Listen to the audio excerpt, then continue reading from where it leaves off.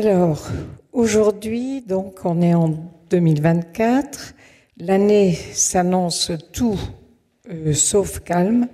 Et vous le savez, les démocraties sont en danger. Les conflits se multiplient sur tous les continents. Et les fragmentations sociétales se généralisent. Entrons donc tout de suite dans le vif du sujet. La Corée du Sud est-elle le pays du matin calme? Si nous regardons la première photo, il n'y a pas photo. Nous sommes au calme, un véritable calme. Tout est calme. Vous avez un temple paisible, un arrière-plan des collines, puisque dès qu'on parcourt la Corée, on a toujours une colline sous les yeux, on a toujours un temple sous les yeux. Moi, j'y étais en avril dernier, donc on a des cerisiers en fleurs et on a de l'eau calme, le plus souvent. À présent, donc, nous allons commencer à rentrer véritablement dans le vif du sujet en faisant un plan. Non, pardon, voilà. Mon mari a tenu à ce que j'ai un plan et que vous sachiez comme ça où je vais vous amener. Et donc ce plan, en fait, je le fais en 4 parties. Voilà, normalement c'est 3, mais ça sera 4 pour vous aujourd'hui. Donc le premier, c'est quand même une géohistoire. J'emprunte le vocabulaire de Christian Grattalou. Ça sera une géohistoire de la Corée, dont je ne retiendrai ce qui a laissé des traces durables, présentes.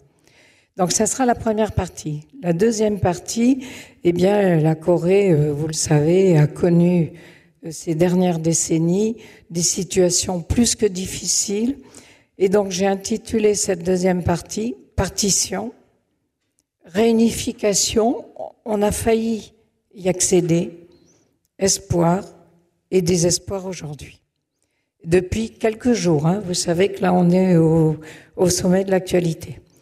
Dans une troisième partie, j'essaierai d'expliquer comment, malgré toutes ces difficultés, la Corée du Sud est aujourd'hui arrivée à être une 13e puissance mondiale, mais j'ai ouvert Wikipédia aujourd'hui et il disait 10e. Alors, vous ferez une raison entre 10e et 14e puissance mondiale, alors que ce pays avait été totalement détruit. Donc, il faut se demander comment ils ont réussi et avec quelle force pour accéder à ce statut. Et enfin, pour terminer, j'espère avoir un tout petit peu de temps pour vous présenter les grandes métropoles de la Corée. Nous commençons par de la géographie, puisque la géographie, vous le savez, éclaire l'histoire. Si nous regardons la formule et pas de moi, elle est d'Éric Orsena. Je rends à Éric ce qu'il lui est dû ou à Christian Grattalou, qui font partie des gens que je vénère. Donc, la géographie éclaire l'histoire, et donc je vous présente d'abord ici la péninsule. Et cette péninsule, donc, avec au centre, bien entendu, la péninsule coréenne, mais je vous présente plutôt la région et au milieu, donc, cette péninsule. La péninsule coréenne, donc, c'est une région de moyenne montagne, une succession de collines, comme je l'ai dit tout à l'heure, et cette péninsule coréenne s'étire du nord au sud sur 1250 kilomètres. Il est donc évident que quand on est tout à fait au nord, eh bien, il fait froid, il y a de la neige, le temps est souvent froid et sec. Et quand on est tout au sud, eh bien, nous sommes pas loin du tropique et à ce moment-là, on a un climat subtropical, chaud et humide. Donc, on a une gradation des conditions naturelles qui est assez importante. D'autre part, 2 choses encore à retenir sur ces conditions naturelles. La péninsule est régulièrement soumise à des typhons, et vous savez que typhon veut dire dévastation, donc il faut faire face à ça.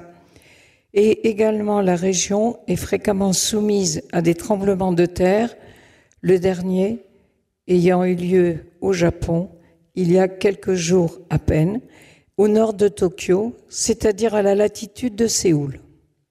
Voilà.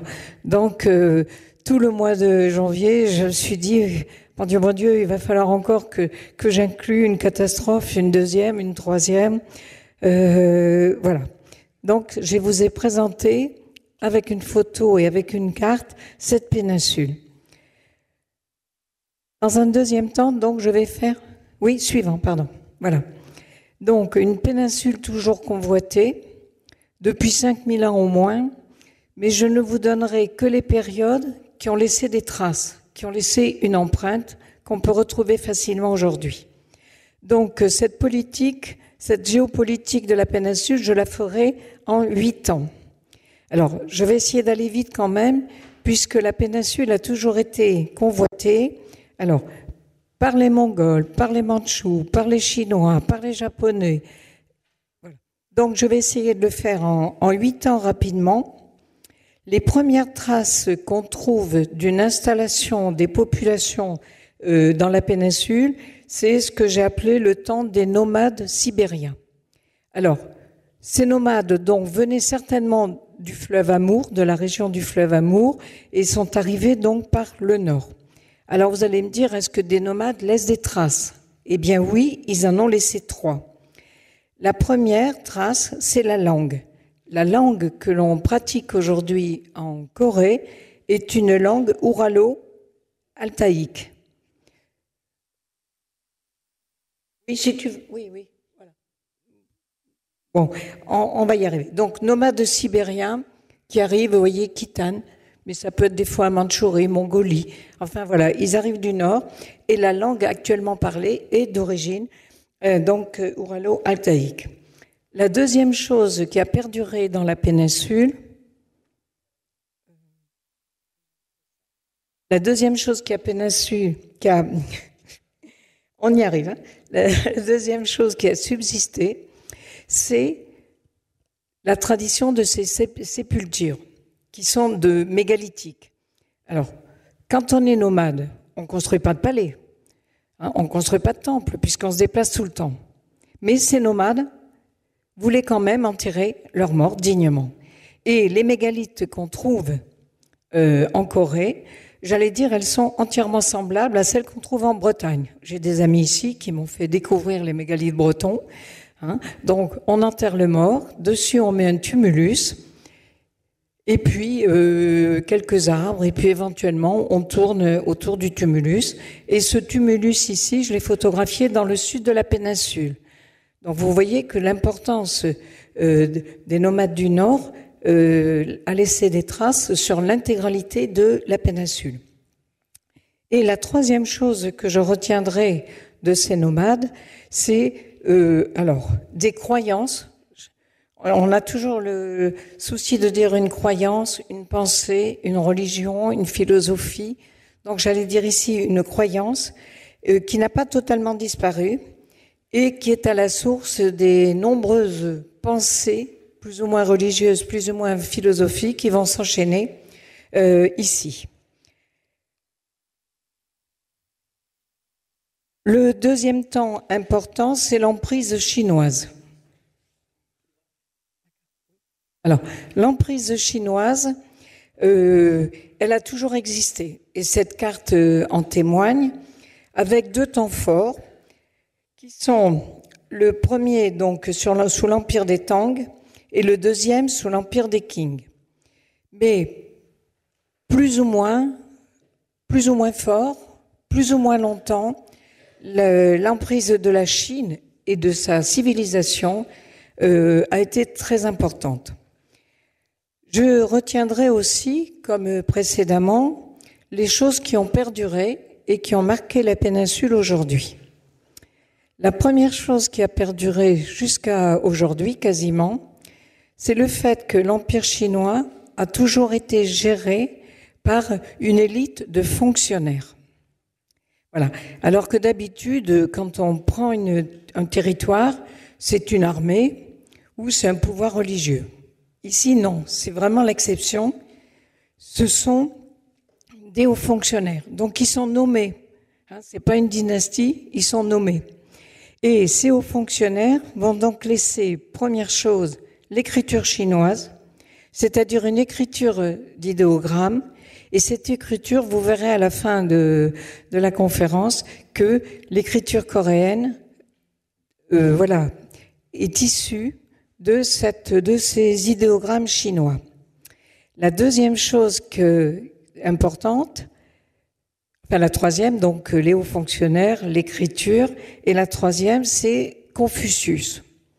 Alors, la pensée confucianiste, qui va s'adjoindre à la pensée animiste, chamaniste, etc., on peut résumer le confucianisme en deux choses: l'obéissance et le respect de l'ordre établi. Et donc, c'est important parce qu'on va reprendre le néo-confucianisme il y a quelques décennies.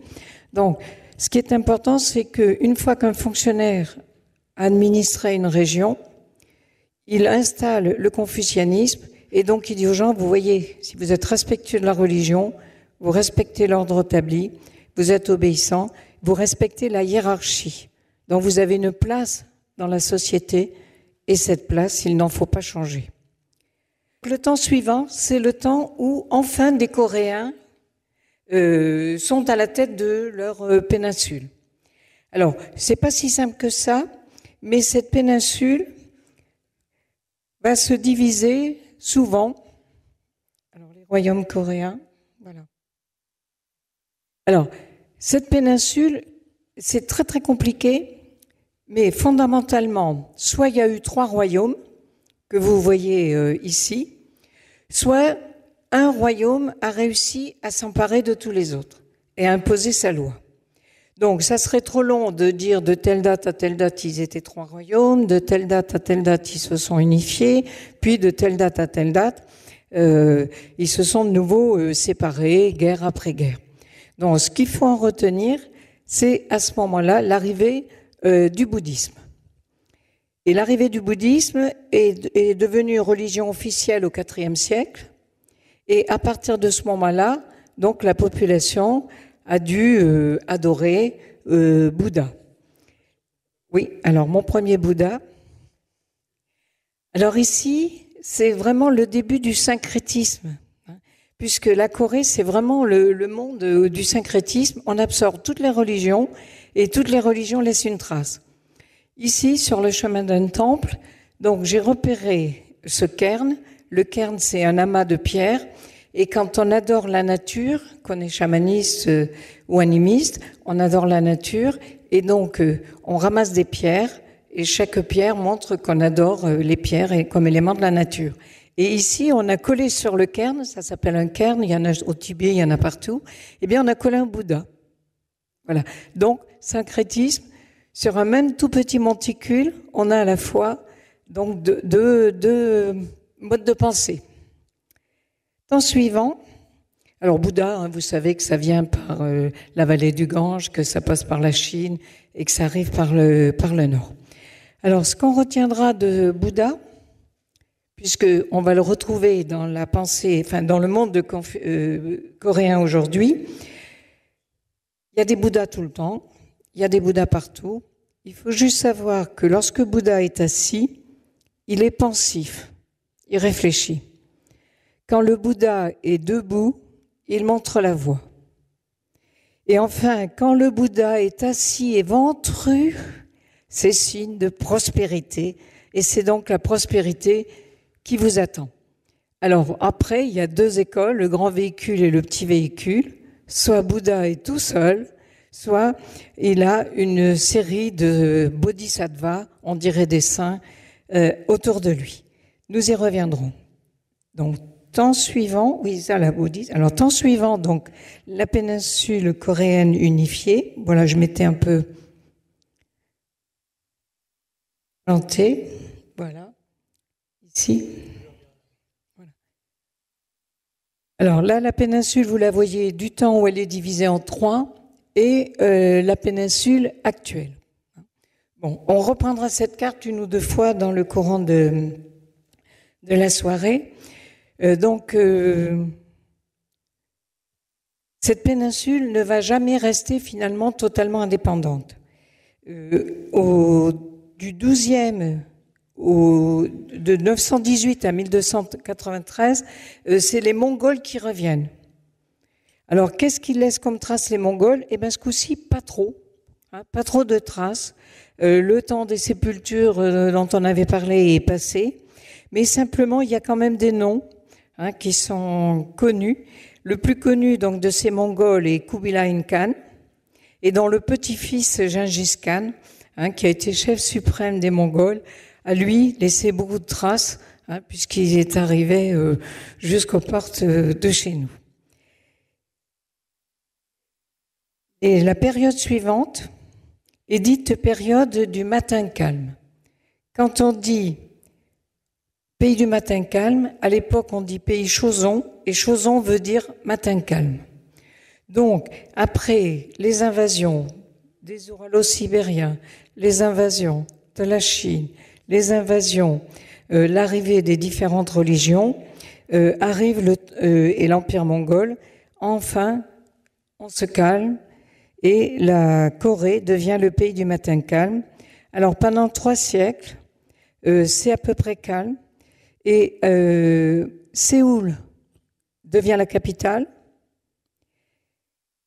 et un alphabet coréen est créé.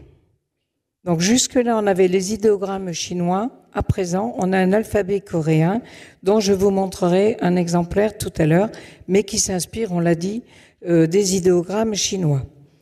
Et enfin,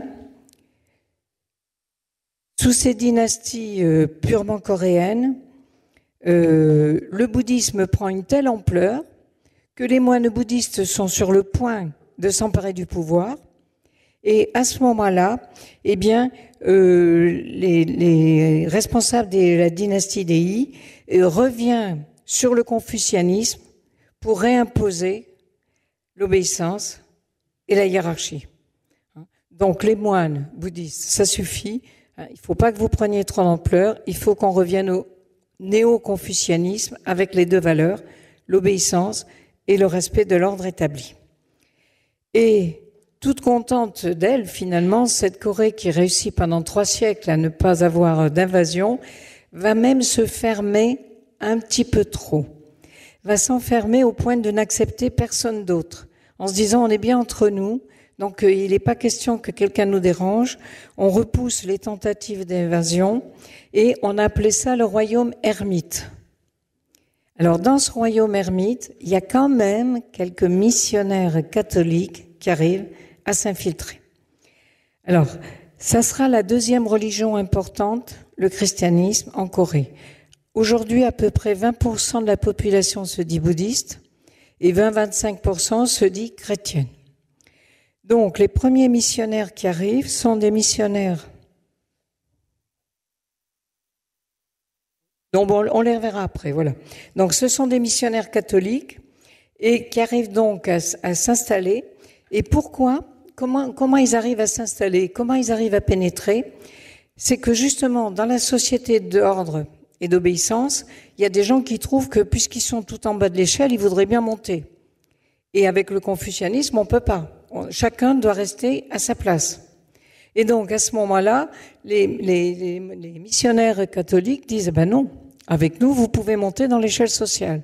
Et c'est comme ça que les catholiques arrivent à se faire une place. Donc, aujourd'hui, les bouddhistes, 20-25%, les chrétiens, 20-25%.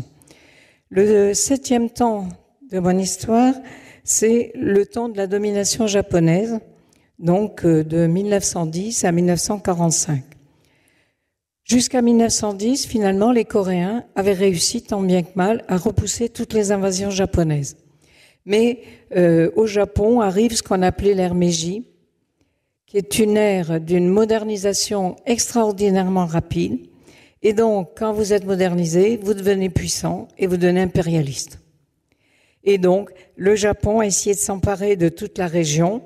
Il s'est emparé d'abord de Taïwan, puis il s'est emparé de la Corée, qui est devenue un protectorat, puis il s'est emparé de la Mandchourie chinoise, qui est annexée en 1933.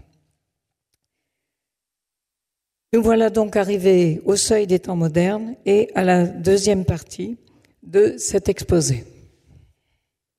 Mission réunification, espoir, désespoir.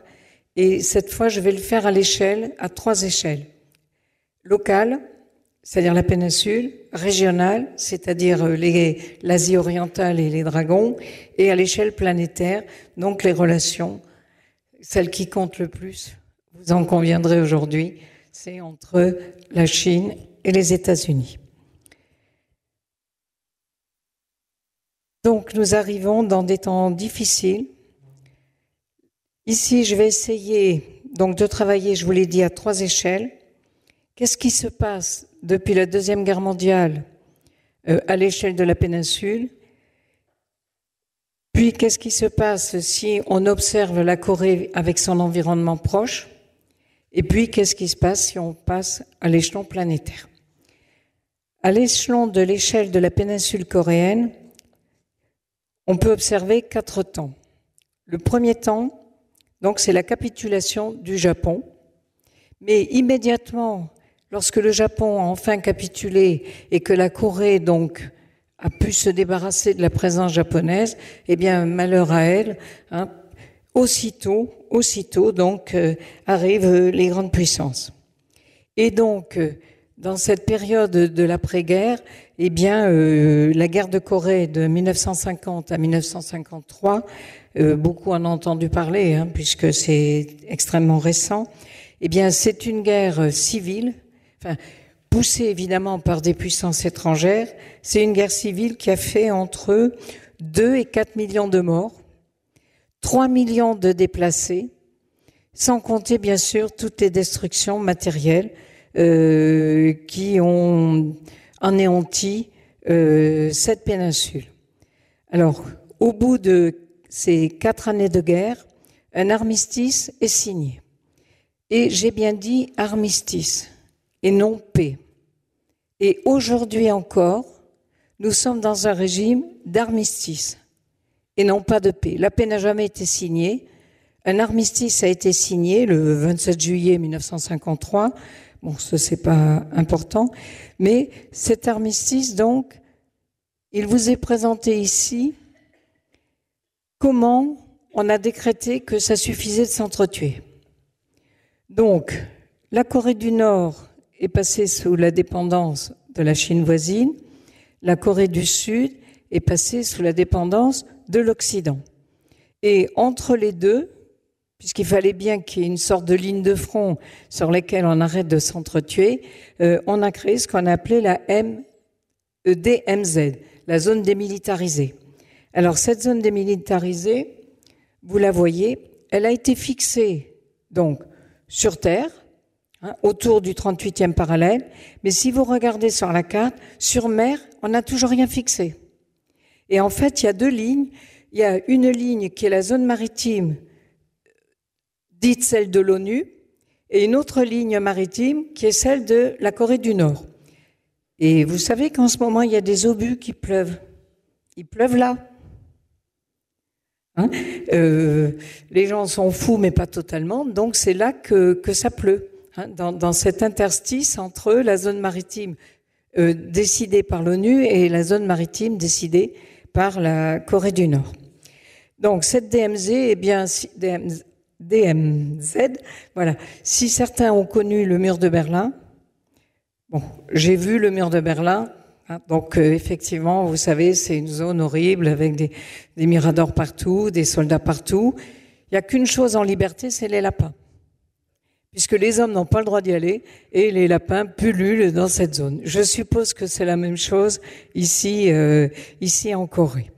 Donc, pour la péninsule, 4 périodes. Une guerre horrible, une guerre atroce.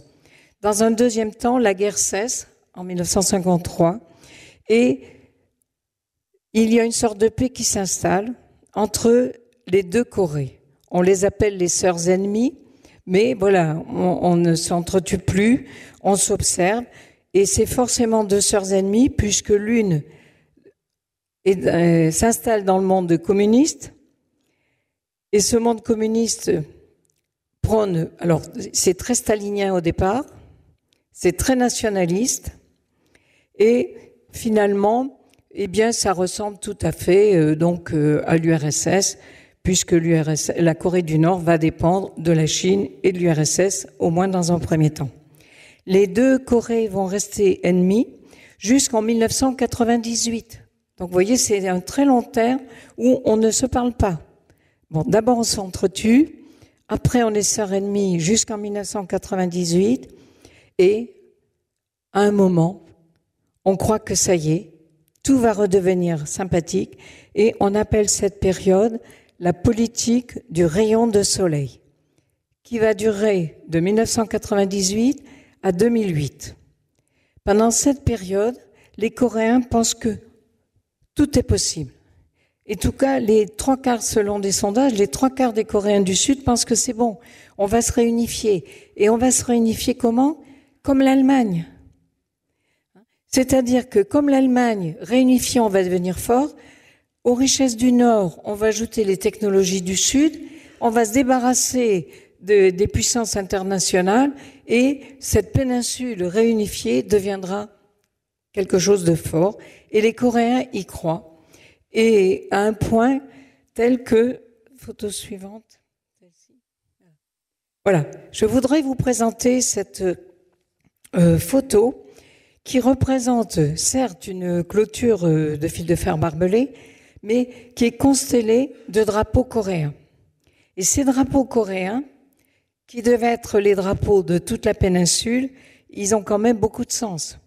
Alors, le premier sens, bien sûr, c'est le cercle qui est au milieu, qui est le symbole de la paix. Le rouge qui entoure le cercle, c'est le yang, c'est le masculin, c'est aussi le soleil et le feu. Et le bleu, c'est le yin, c'est le monde féminin.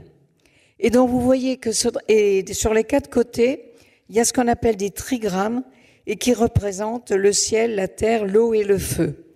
Alors vous voyez comment les choses se télescopent, comment on revient à l'astrologie chinoise, comment on a mêlé donc toutes ces croyances, toutes ces religions, tous ces modes de pensée. Et donc ici en 2000, cette photo a été prise en 2019 et on est encore dans l'espoir que c'est bon, tout va se réunifier.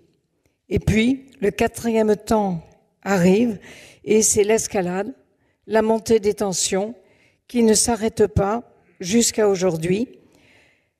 C'est la Corée du Nord qui entame les conflits, si vous voulez. Alors pourquoi la Corée du Nord est-elle belliqueuse? C'est parce qu'elle a bien vu qu'au Sud, on s'était enrichi, mais pas la population du Nord. Au Nord, donc, que les Nord-Coréens sont mécontents de voir qu'eux, souvent, ils sont pas loin de la famine. On a souvent parlé de la famine en Nord-Corée pendant ces dernières décennies. Et donc, pour calmer cette population belliqueuse, eh bien, vous savez, il faut lui trouver un exitoire au mécontentement. Donc, on fait la guerre. Et c'est souvent aussi à des moments de crise que les guerres repartent. Et donc, la Corée va recommencer à être vraiment belliqueuse à partir de 2010. C'est-à-dire à partir de 2010 jusqu'à aujourd'hui, peu ou prou, en mer Jaune, jusqu'à frôler la zone démilitarisée, comme je vous l'ai dit sur la photo, sur la carte précédente, eh bien, les obus tombent régulièrement. Le plus souvent, ils font pas de morts. Bon, mais en 2010, ils ont fait quand même 4 morts. Enfin bon, par rapport aux millions de morts qu'il y a eu avant, c'est pas grand-chose. Mais ça a repris, et là, on est tout à fait en ce mois de janvier 2024, puisqu'on a tiré 192 obus, peu importe, en tout cas, mettons 200 obus, et que aujourd'hui, eh bien, on se demande où est-ce qu'on va aller.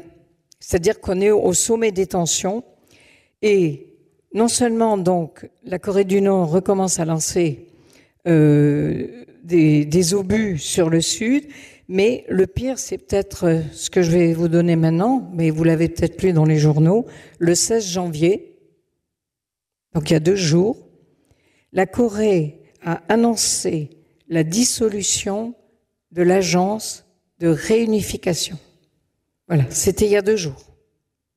Et donc, je crois que là, on est véritablement au sommet des tensions. Mais ces tensions, malheureusement, ne sont pas que celles de la Corée. Vous savez que en Europe, aux marges de l'Europe, en Ukraine, les tensions sont aussi maximales. Et on pourra en dire autant de tous les continents. Si nous passons maintenant à l'échelle régionale, comment la Corée s'entend-elle avec ses voisins immédiats, c'est-à-dire l'Asie orientale? Alors, avec le Japon, forcément avec le Japon,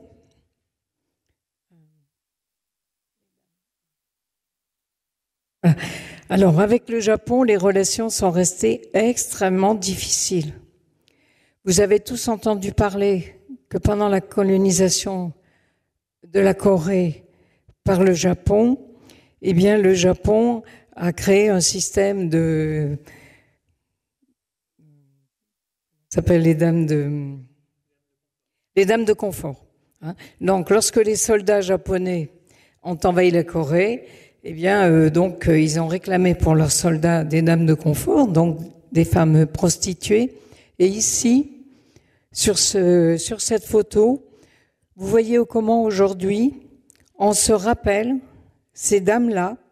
Et j'ai trouvé extraordinaire la statue en bronze que j'ai photographiée. C'est pas elle. Regardez le siège à côté. Qui veut venir auprès de cette dame de confort? Elle est prête encore à la prostitution. Voilà. Et là, c'est un symbole très fort. Et ça veut dire qu'ils n'ont pas encore, en Corée, véritablement pardonné aux Japonais cette période qui est quand même très récente, où il a fallu fournir des dames de réconfort aux soldats japonais.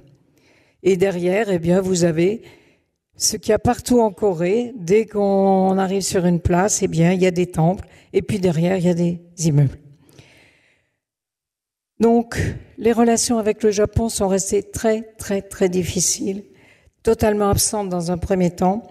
Et c'est seulement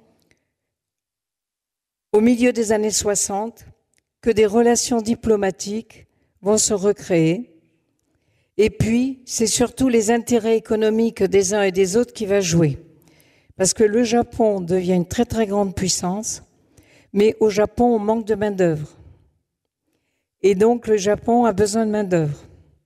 Bon, la Corée a aussi besoin de travailler, et donc à ce moment-là, dans les années 2020, plusieurs avancées ont lieu, et on va dire que des relations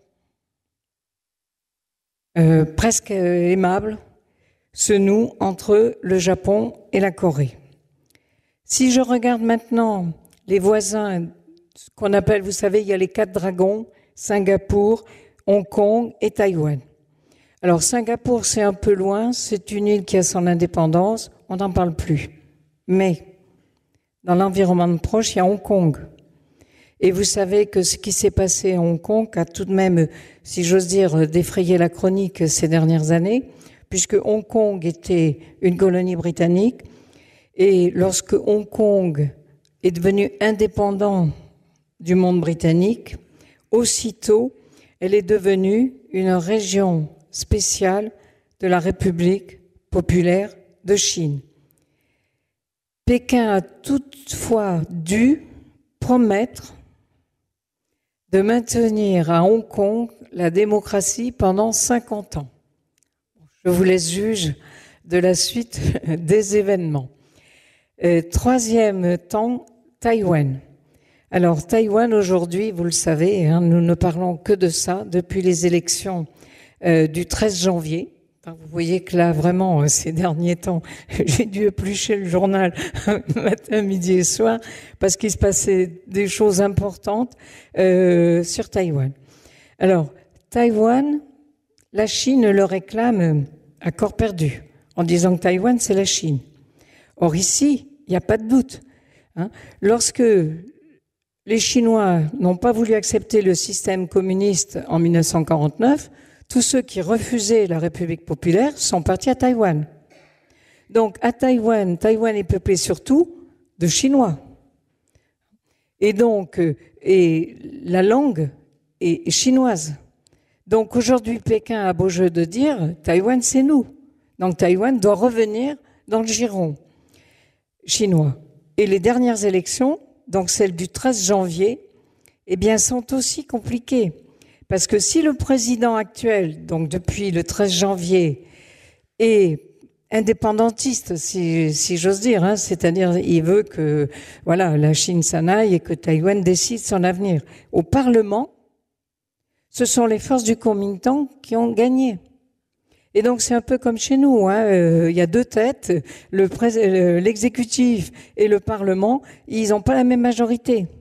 Et donc comment on fait pour gérer Taïwan aujourd'hui dans ces conditions où on a une tête de l'exécutif qui est pour le rapprochement, qui est contre le rapprochement, qui veut une véritable indépendance, et la représentation parlementaire qui est favorable au contraire à un rapprochement avec la Chine. Dernière étape, l'étape, bon, c'est bon, j'ai un quart d'heure, ça va, j'arrive à la dernière partie. Voilà, à l'échelle planétaire, nous retiendrons deux choses, puisque bien entendu, ce qui se passe en Corée ne laisse personne indifférent. Donc tout le monde jette un œil en permanence, quand je dis tout le monde. Dans un premier temps, de 1945 jusqu'en 1989, ce qui se passe, c'est une guerre froide entre soviétiques et américains. Mais vous savez que le monde soviétique s'écroule en 1989, puisque l'URSS disparaît, Poutine prend le pouvoir en Russie, mais la Russie est affaiblie, puisqu'elle a perdu les 3 pays baltes et les 5 pays d'Europe centrale. Donc aujourd'hui, alors ça c'est peut-être une interprétation de ma part, je considère que la Russie de Poutine ne peut rien faire sans l'aval de Pékin. Donc aujourd'hui, la rivalité Russie, enfin Moscou-Washington, pour moi, elle est du passé. La grande rivalité aujourd'hui, qui est encore une guerre froide, c'est la rivalité États-Unis-Chine. Il n'y a plus que, selon moi, 2 grandes puissances aujourd'hui qui gèrent le monde. Et alors bien entendu, on voit les choses. D'un côté, la Chine n'arrête pas de dire vous êtes dans mon monde, vous n'avez rien à faire là aux Américains, mais les Américains sont toujours là. Aujourd'hui, dans une Corée du Sud qui est censée être indépendante, il y a 56 bases de soldats américains, avec la présence sur le sol de la Corée du Sud de 30 000 soldats américains en permanence, donc sur 56 bases. Et donc aujourd'hui, les Américains sont extrêmement importants. Et d'ailleurs, nous allons y revenir dans un instant. Tout le monde de la Corée du Sud, que j'ai vu donc il y a quelques mois, est américanisé. Nous arrivons donc à la 3e partie. Cette péninsule coréenne et bien sûr surtout la Corée du Sud, comment a-t-elle pu devenir la 10e ou la 13e ou la 14e puissance du monde? Eh bien, elle n'a pu le faire que par le souci de l'excellence. On pourrait même dire la tyrannie de l'excellence. Il faut être excellent, il faut être les meilleurs, tout le temps, à tout moment, sinon la Corée ne peut pas rester puissante. La Corée du Sud n'a pas encore véritablement de régime démocratique. Même si au fil des décennies, ça s'arrange, il y a un parlement, il y a des élections, mais lorsque j'ai interrogé, donc il y a quelques mois, des Coréens, de façon politique, en disant ce qu'ils pensaient du régime, comment ils voyaient l'avenir, enfin, vous voyez, on essaye par des moyens détournés, personne ne m'a répondu. La dictature fut puissante, ils ne sont pas encore tout à fait persuadés qu'ils ont le droit de dire ce qu'ils pensent. Et donc, ce qu'ils pensent, bon, c'est vrai que ça s'améliore, c'est vrai qu'on s'approche de la démocratie, mais c'est vrai qu'on reste encore donc dans un monde où le nationalisme est fort, soit contre le Japon, on comprend pourquoi, soit contre les États-Unis. Alors, ce miracle économique, on va passer... Non, d'abord on va aller à l'agriculture. Alors, ce miracle économique, voilà, comment les Coréens du Sud ont-ils réussi à devenir ce qu'ils sont, 10e, 13e, 14e puissance mondiale? Donc, c'est au prix d'un labeur absolument gigantesque, je l'ai dit, de l'observation de normes draconiennes. Jusqu'à il y a quelques années, il fallait travailler au minimum 50 heures par semaine. Vive les 35 heures. Hein. Donc, il fallait travailler minimum 50 heures par semaine et on avait droit au maximum 5 jours de congé par an. Voilà. C'est à force de ce labeur, de cette tyrannie de l'excellence, que les Coréens sont arrivés à devenir une grande puissance économique. Nous allons reprendre l'économie en 3 temps, agriculture, industrie tertiaire, comme il se doit, de façon fort classique. L'agriculture, je commence par elle. L'agriculture reste quand même le maillon faible de la Corée, pour une raison évidente. Je vous ai dit que quand on était tout à fait au nord-est, on avait des hivers extrêmement froids, extrêmement secs, et que les choses n'allaient pas de soi. Et donc, cette agriculture, je vais la montrer en 2 temps. Le plus souvent, quand on peut faire une photo, eh bien, on voit ce que je vous propose ici. C'est-à-dire des cultures en billons. Vous savez, quand le sol est pas très riche, on peut pas cultiver uniformément, on fait un billon. Et sur le billon, donc, le sol est plus épais et on peut faire des cultures. Alors, la culture en billon, bien sûr, si vous êtes au nord, vous faites du blé. Si vous êtes au sud, vous faites du riz. Et ici, vous voyez que donc ces cultures en billon, donc derrière il y a quand même une machine, mais que les bâtiments qui sont autour sont encore des maisons traditionnelles avec des toits de chaume. Et les jarres que vous voyez, j'y reviendrai, elles sont présentes absolument partout, c'est pour fermenter le chou, qui est l'épice coréenne la plus connue. La deuxième forme d'agriculture, bien sûr, c'est celle des serres qui s'étendent à l'infini. Alors les serres, l'avantage, bien sûr, si on possède cette technologie, c'est de pouvoir cultiver pratiquement toute l'année, de faire 1 ou 2 récoltes par an, de perdre le moins de terre possible, puisque la densité de population est d'à peu près 500 habitants au kilomètre carré. Et donc, regardez autour des serres, vous n'avez pas de petits villages kolkhosiens. Les gens qui vont travailler sur ces serres, ils habitent dans des HLM. Puisque la place, c'est aussi une place qui est extrêmement limitée. Et donc, ici en Corée, on alterne avec soit encore le billon traditionnel, soit donc les serres à l'infini. Bien sûr, le deuxième volet de l'économie, c'est l'agriculture. L'industrie. Alors, pour l'industrie,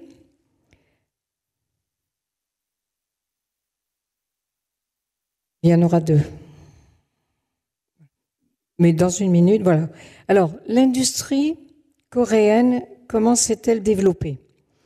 Alors, je vous l'ai dit, on est dans un monde capitaliste, en sud de la Corée. Un capitalisme sans âme, soyons très clairs. Et donc, aujourd'hui, le monde de l'industrie appartient à des conglomérats qu'on appelle chaebol. Alors, je ne vous garantis pas la prononciation, je suis nulle. Mais en tout cas, retenez le nom de conglomérats qui sont aux mains de grandes familles. Et ces grandes familles dominent tout. C'est-à-dire, elles dominent les médias, l'éducation, la religion, toutes les industries. Quelques-uns de ces conglomérats vous sont bien connus. Hyundai. Voilà, vous le voyez ici. Vous voyez un panneau sur un port écrit Hyundai ou Hyundai. Je ne sais pas non plus s'il faut dire Hyundai ou Hyundai. Je crois qu'ils disent Hyundai. Bon. Alors, donc ce monde-là est détenu par quelques grands conglomérats. Et on a eu l'occasion de voir une vidéo dans le bus sur Samsung. Ah, c'était magnifique. Donc, les 24 000 salariés étaient heureux de leur sort. Tout était magnifique. Le bonheur était absolu. Tout était fabuleux. Ils étaient contents de leur sort et surtout des 5 jours de congé par an qu'il venait d'obtenir. Merci patron. Deuxième exemple donc d'accumulation industrielle. Voilà. Alors ici, bien sûr, donc toutes les villes sont portuaires, puisque la moyenne montagne n'intéresse personne. Donc toutes les villes sont aussi des ports. Donc toutes les villes ont aujourd'hui des zones industrielles-portuaires. Et donc là, je vous ai donné un deuxième exemple de ces zones industrielles-portières qui jalonnent donc toutes les côtes, sauf au nord-est. Et au nord-est. Là, tout ça, c'est une région très pauvre, mais partout ailleurs, vous avez des ports qui s'enchaînent et qui montrent l'importance.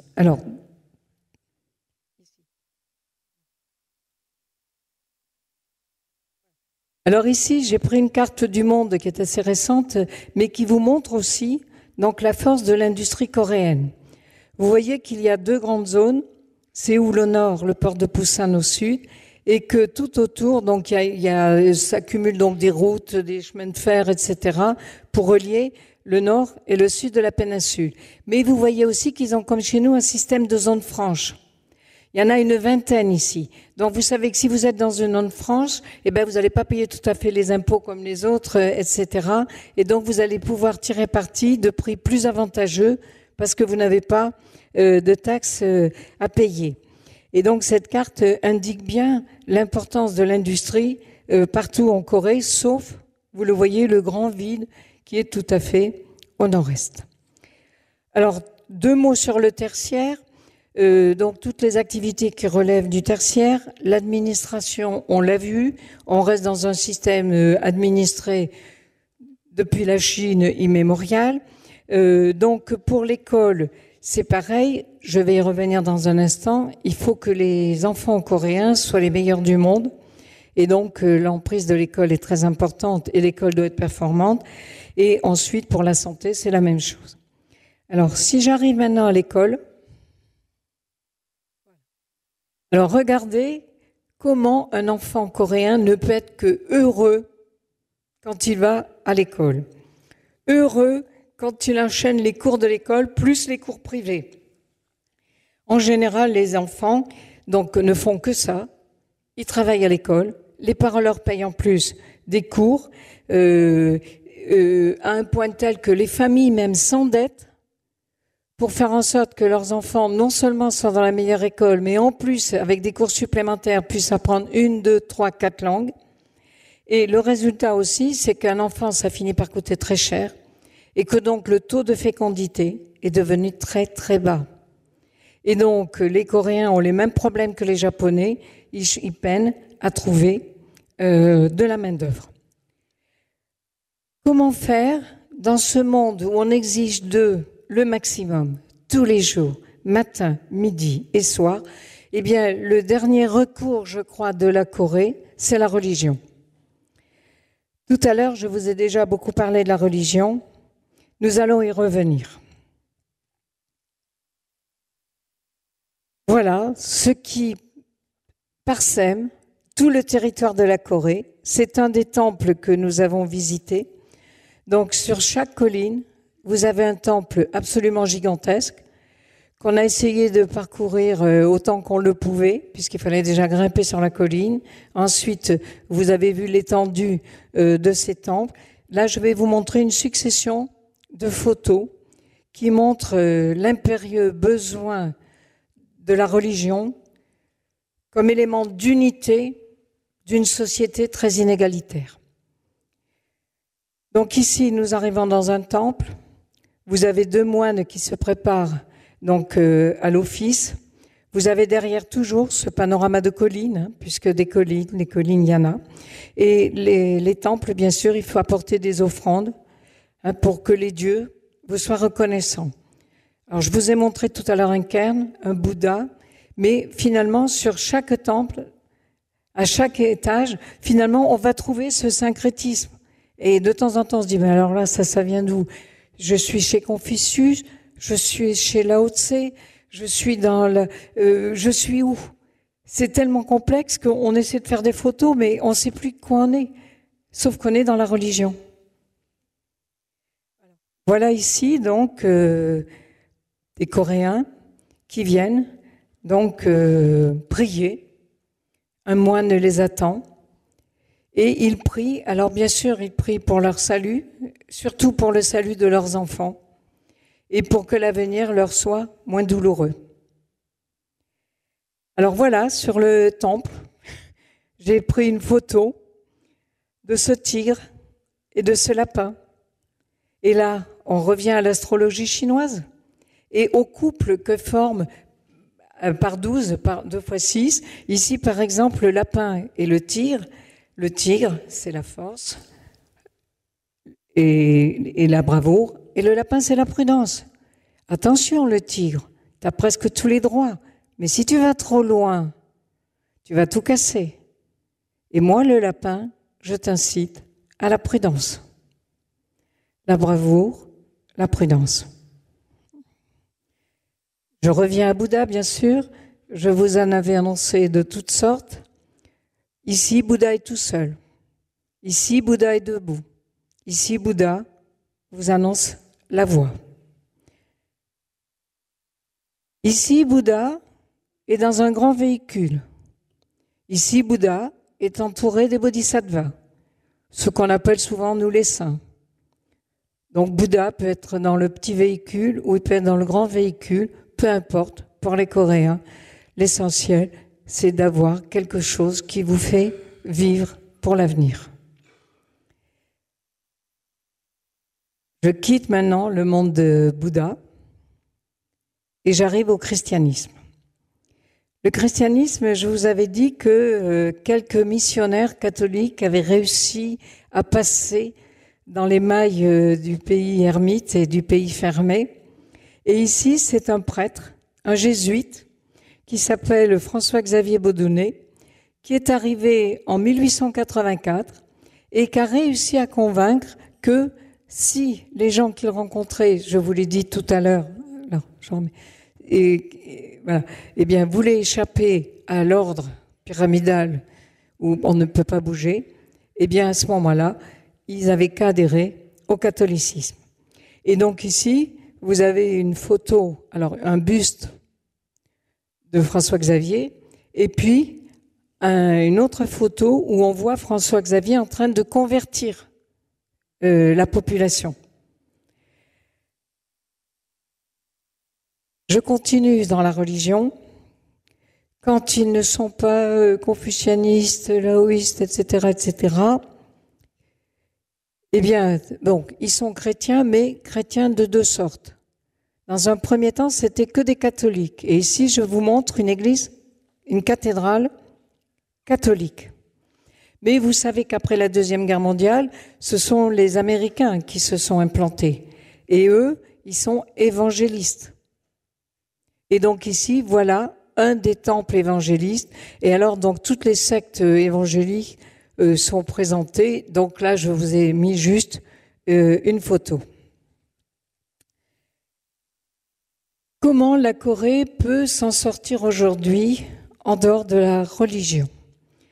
Donc, il y a une culture qui s'associe souvent donc aux faits religieux ou à une pensée religieuse, mais un autre atout aujourd'hui...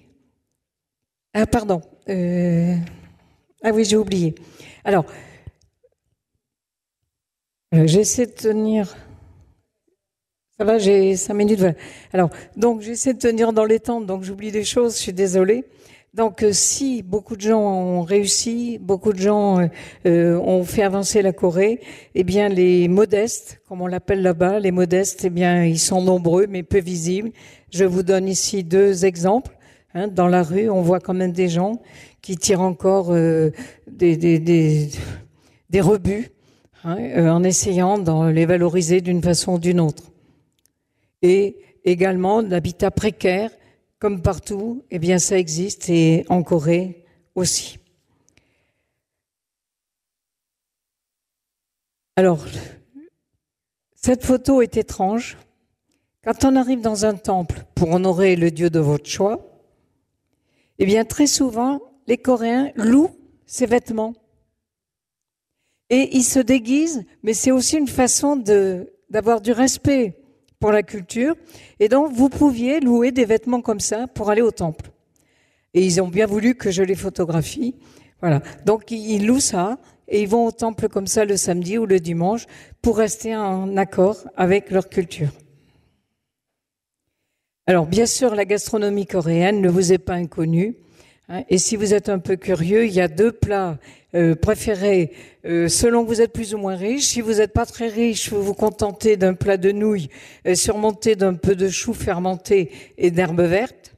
Et si vous êtes un petit peu plus riche, vous pouvez accéder à la fondue coréenne. Et là, effectivement, ça devient extrêmement intéressant et extrêmement palpitant. Je sais que l'heure du repas arrive, mais nous allons justement, avant d'arriver à l'heure du repas, passer aux grandes métropoles. Première photo, c'est un exemple de métropole comme il en existe partout. C'est-à-dire que d'un côté, vous voyez encore les traces des enceintes, puisque comme chez nous, comme Carcassonne, etc., toutes les villes étaient d'abord fortifiées. Et puis évidemment, on ne tient plus dans les fortifications avec la croissance démographique et donc il faut créer de l'habitat à l'extérieur. Et ici, vous avez donc cette confrontation entre le monde d'avant dans la forteresse, dans l'enceinte, et le monde d'aujourd'hui avec les gratte-ciel. Je voudrais maintenant vous donner ici un plan. Je ne vous ferai que le plan. Le plan d'urbanisme de Séoul. Alors, ici, ce que je vous montre, c'est 25 millions d'habitants. Il y a eu donc 3 centres premiers. Le premier, vous savez, c'est un peu Séoul, pour moi, sur le fleuve Han, c'est un peu comme Paris sur la Seine. D'abord, ça se met sur un petit monticule. En deuxième temps, on prend l'île de la Cité, et ici, il y a donc le deuxième centre qui est au milieu du fleuve Han. Ensuite, on va sur la rive gauche, le troisième centre, et à côté du troisième centre, vous avez la Cité des Jeux Olympiques de 1988. Et donc, tout autour, c'est des faubourgs à l'infini, et c'est très impressionnant. Et puis, bien sûr, il y a toutes les infrastructures que vous voulez, les aéroports, etc. Dernier point, Busan. Donc, je vous ai dit qu'il y a Séoul, 25 millions d'habitants. Busan, vous allez être tranquille. Il y en a que 3,5 millions. Donc, ici, je vous ai choisi donc 2 photos de la ville. Donc, bien sûr, autour de l'eau, des gratte-ciel, un habitat très serré et les premières infrastructures portuaires, et puis, au ras de l'eau, d'autres infrastructures, les grues, etc. Alors, quelques mots pour terminer, si je les retrouve, sur Busan. Voilà. Conclusion. Je vais y arriver. Voilà. Alors, aujourd'hui, Busan, c'est bien mieux que Séoul. Je veux dire, si vous vouliez vous établir en Corée, allez à Busan. Alors, Busan, il y a le festival du film. Busan, il y a un centre commercial géant, si faire des courses vous importe, et c'est le monde de Lot qui apparaît sur une des photos. Busan, vous voulez être beau, très très beau, aussi parfait que tout le reste. Eh bien, vous avez des cliniques d'esthétique et 1/3 des habitants, aujourd'hui, se fait rectifier le nez, le cou, tout ce que vous voulez. Donc, vous pouvez aller au cinéma, vous pouvez aller faire des emplettes, vous avez des cliniques à foison, vous avez des plages de sable fin, tout pour être heureux, vous avez un centre des congrès, et Busan, aujourd'hui, c'est une ville qui espère bien accueillir l'exposition universelle à venir, celle de 2030. Donc, aujourd'hui, en conclusion, les temps présents sont trop durs. Mais on ne le dit pas. Les inégalités sont trop graves, mais on ne le dit pas. Si le Nord s'apparente à une colonie pénitentiaire, le Sud est devenu une riche république marchande. Mais on n'en dit rien, puisqu'aujourd'hui, un Coréen vous salue d'un geste de la main, vous sourit et vous dit à bientôt. Au revoir.